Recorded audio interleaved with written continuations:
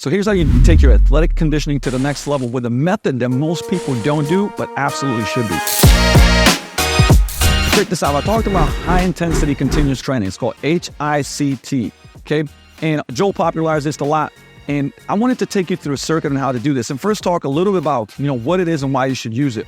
So most cardio is at lower intensities, right? Even if you're pushing a lot, meaning like you're doing, running for 30 to 40 seconds, very rarely do you do high intensity and high volume together. And this is how you can do it. Fast twitch muscle fibers, right? The muscles that fire they fire when you're doing things explosively, when you're doing things fast, right? High threshold motor units.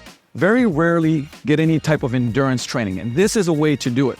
And they also don't get a lot of, this is a great way to do recovery on off days to get blood flow into those muscle fibers that just usually don't get trained. So what we're going to do, we're going to use different modalities here, right? One's going to be a box jump, one's going to be a slam, and then one is going to be a rower. Now, but I'm going to show you how to do this, right? Because I'm going to be very explosive, but my cadence is going to be only every 3, 4, 5 seconds, okay? Which allows me to do this for long periods of time. Now, again, we do this from anywhere from like 3 minutes to 10-minute sets. What I will do here, and I won't take you through the whole and bore you to death, but imagine that I would be doing 5 minutes of box jumps at about a 4-second cadence. I'm going to be doing 5 minutes of very explosive slams with about a 4-second cadence per rep. And then I'm going to be doing 5 minutes of an explosive rower, right? I'm going to explode and then have like a 4 seconds before I do it again, okay?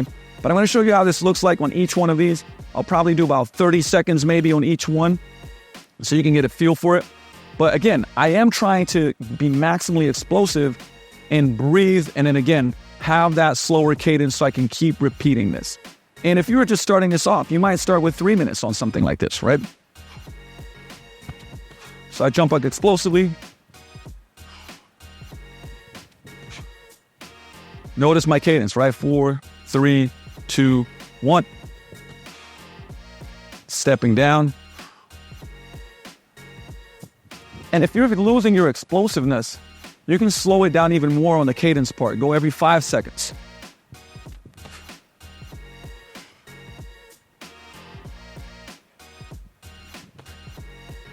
And so I would be doing this for a full 5 minutes. Then I would take a break anywhere from 1 to 4 minutes. Again, depending on the individual. And I would go to my next one. So pretend I did this for 5 minutes, right? Again, if I can keep that power up, I keep the cadence. If I can't keep the power up, I make the cadence longer, 5 seconds, 6 seconds in between every jump, okay? Now notice, this is a lower body one. It's a little bit more upper body where I'm going to use my hips, full body, but we're shifting the patterns a little bit, right? So let's say that timer starts, and then we're going to go max power. 4, 3, 2, 1.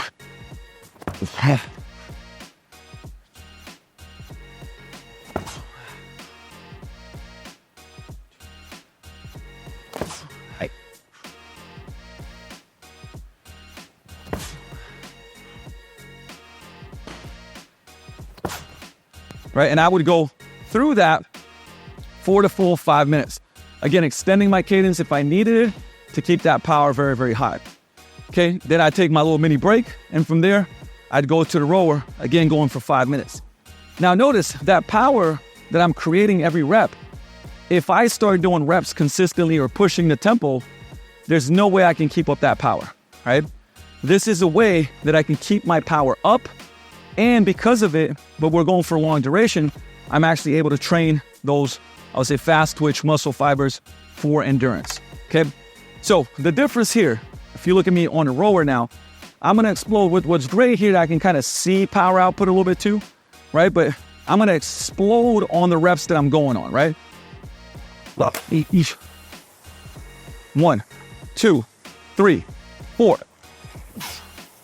1, 2, 3, 4. 1, 2, 3, 4. 1, 2, 3, 4.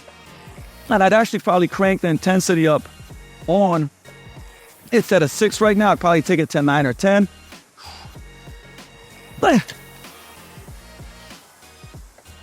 the?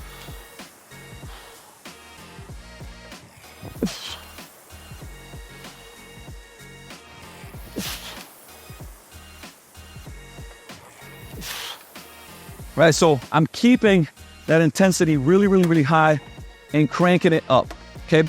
So again, for somebody who hasn't done this, it becomes challenging. And that's why you start with less and work up to more. And it's a different method, but not just for athletes, I think for everybody, this is very useful. For athletes, absolutely.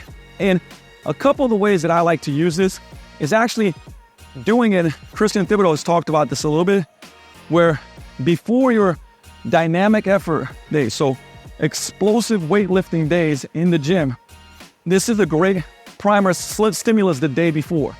So for example, if on Tuesday, I'm gonna have my explosive workouts, or maybe on Monday, on Sunday, I'd be doing this, right? But you can also use it as a recovery day as well.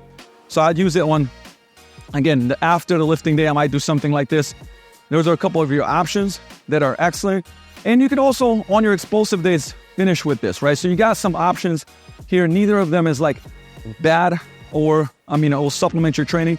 But do this at least one day a week. Start incorporating this and see how your, again, explosive endurance starts getting better and better and better, right? Because you'll be able to have your fast twitch muscle fibers endure for longer. I think it's a great way to do it. Plug it in, let me know how it goes. And as always, hey, if you're looking to feel, perform, and look more like an athlete without the nagging aches and pains, make sure follow this channel.